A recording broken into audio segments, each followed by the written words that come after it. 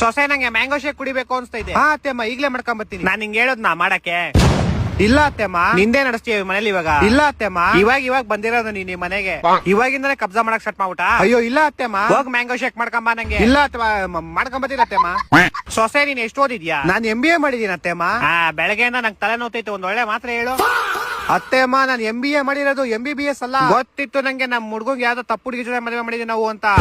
ಅತ್ತೆಮ್ಮ ಸೊಸೆ ಆ door lock set ಮುಡ್ದೋಗೈತೆ, ಒಂಚೂರು ಸರಿ ಮಾಡ್ಬಿಡು. ನನಗ್ ಬರಲ್ಲ ಅತ್ತೆ. ಇನ್ನೇನ್ ಕಲ್ಸೋರ್ ನಿಮ್ಮ ಅಮ್ಮ ನಿಂಗೆ? ಟಿವಿದು ಮದರ್ ಬೋರ್ಡ್ ಕೆಟ್ಟೋಗೈತೆ, ಅದಾರು ಸರಿ ಮಾಡಕ್ ಬರುತ್ತಾ?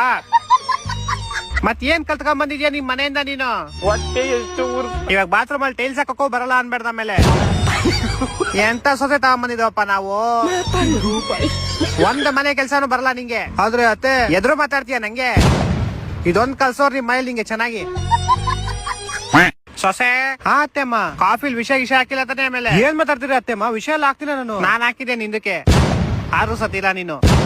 ನಾಗಿಣಿ ವಂಶದೋಳ್ ನೀನು, ಏನ್ ಮಾಡ್ರು ಬದುಕ್ಬತ್ತೀಯ ವಾಪಸ್ಸು. ನಾಗಿಣಿ ಬಸ್.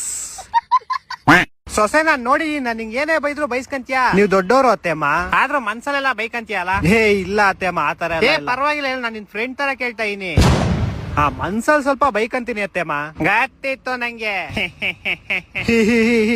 ನಾಗಿಣಿ ವಂಶದೋಳೆ, ಹೋಗ್ ಕೆಲ್ಸ ಮಾಡೋಗೆ ಇಲ್ಲಿ. ಸೊಸೆ ನಂಗೆ ಮ್ಯಾಂಗೋ